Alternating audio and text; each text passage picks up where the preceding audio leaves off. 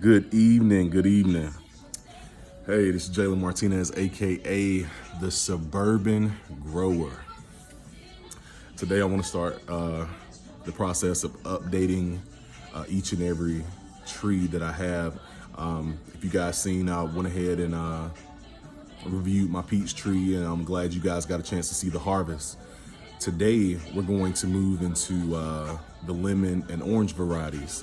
I have 2 oranges and I have 3 lemon varieties. In particular, the Meyer lemon. They are in 3 different phases of the season. One is just flowered. The other one is, my biggest one, has flowered and produced lime-sized lemons, if that makes sense. And the smallest one, oddly, I want to say it has about 10 or so lemons on it. And the thing about lemons are they're very cold hardy to a certain extent. I'm from Alabama, so back home I couldn't grow my lemons and leave them outdoors because it would kill them all the way back down to the root. But here in Killeen, Texas, I'm in zone 8B, and last year I was in shorts for Christmas, so it's kind of crazy. But I'm super excited to get you guys outside today and really go over more or less what's going on with all the individuals.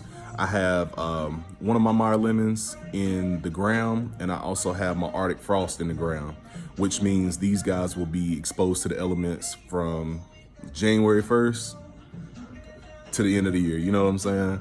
So I'm really excited to actually see them setting fruit. And that's the most rewarding part of growing things, is to see them produce. I don't grow anything in my yard that I cannot eat. I have blueberries, I have cantaloupes, I have banana, pears, peaches, apples. I'm gonna be busy.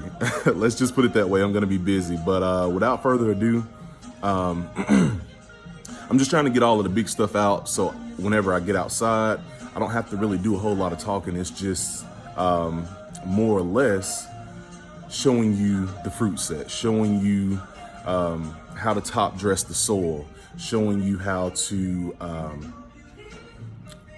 look for pests and things along that nature that will ultimately harm your plants. And please comment and let me know if you guys have any questions. I want to be a help. I do have some people to shout out. Cheryl's Organic Food Forest, Lead Farmer 73, and Edge of Nowhere Farming. I've always been interested in planting, but I had never taken it to the next step. And these have been my proteges. They are my I call them celebrity growers. That's what they are to me. So they kind of gave me the inspiration to go ahead and say, well, if you got it in your yard, why not show other people how to do A, B, C, D? So I just wanted to let those guys know that I really appreciate what they do, as well as go ahead and show you guys what I have done. And without further ado, I'm gonna go ahead and stop talking, because I'll get on here and I'll talk all day. We're gonna go ahead and get outside. All right, you guys, let's go. So here we are outside of my home. You guys forgive my grass. We got some rain and it is absolutely out of control. But with no further ado, this here, what is that right here? Get down here. So with no further ado, this is my Arctic Frost orange. This guy right here has been planted in the ground for, I planted this October of last year. And as you can see, what I do is I top dress the soil. And what that does is that feeds the tree. It did set flowers this year. However, it didn't take off. and that's totally fine by me. I really wanted to get established before I really want to get it established before. I don't really care about fruit on this one at this point because I want it to survive. I want it to flourish because, as you can see, it's rather small. So here is my Meyer lemon, and I absolutely enjoy these guys. As you can see, every single branch has flowers. So that's not to say that I'm gonna have lemons on every single one of these, because citrus love to throw off what they cannot produce. But as you can see, there they go. They're starting. Oh, my dog is not happy. All right, here's another Meyer lemon, and this is my most established one. As you can see, I have them on the south-facing portion of my house. So, I mean, this side gets all of the sun. This is full sun, you know. So, and again, what I do is all of our food scraps that we don't use, coffee grinds, I shouldn't have touched that. That's spinach. What I do is I put it on top of it because these guys are feeders. And you see right here, this is a telltale sign. But look, I barely touched it. That's gonna fall off. So you don't have to thin these guys. They just kind of do their own thing. What they can't produce, they let go. So as you can see, lemon, and look at here. That would be beautiful to just go ahead and cut up and put in my beer right now, but I won't do that.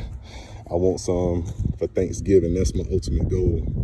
But they're kind of self-sustaining. They do their own thing. So let me go ahead and go on around this one right here.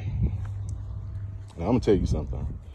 I went to Home Depot or Lowe's. I went to Lowe's, I think, and I was telling my wife, I was like, I do not think this one is gonna do well.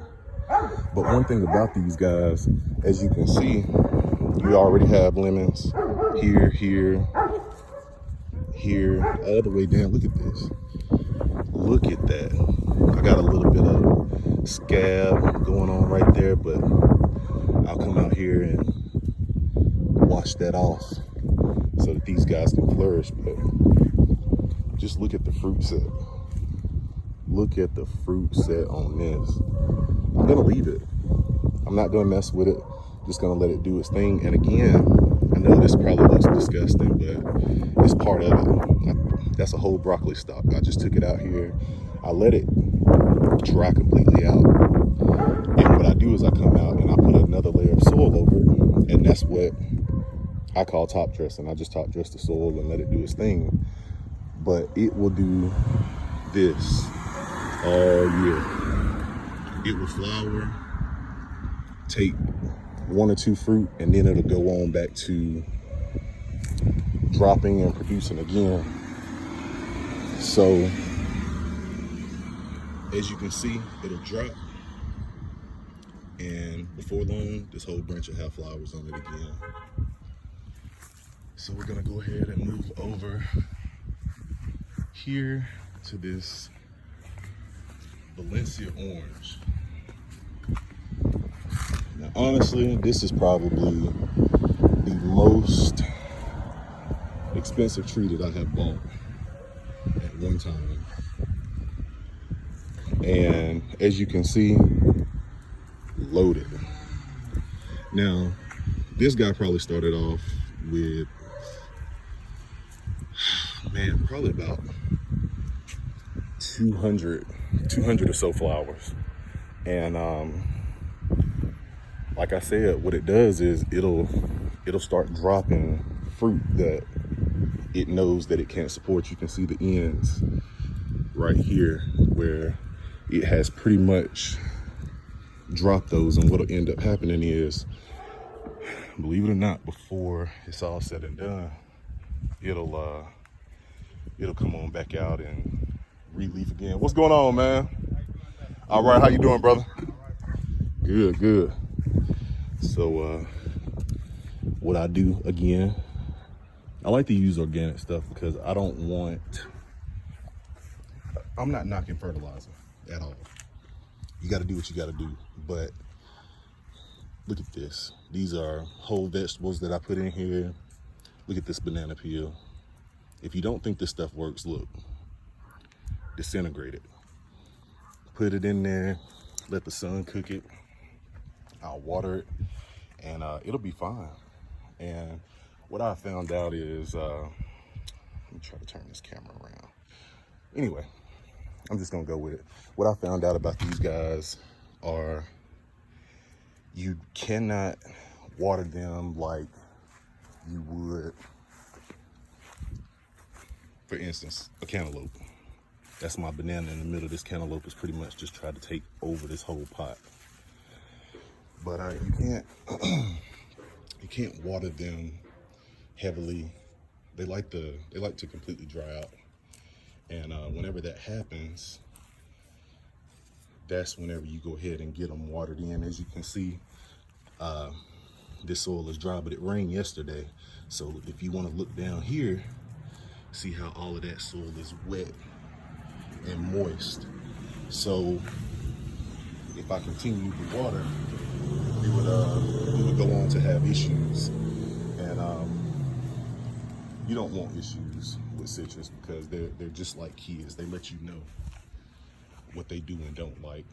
And like this guy right here, all I do is come out and dump my scraps, my food scraps. Another thing I would like to let you guys know is citrus like slightly more acidic soil than my greens just everywhere.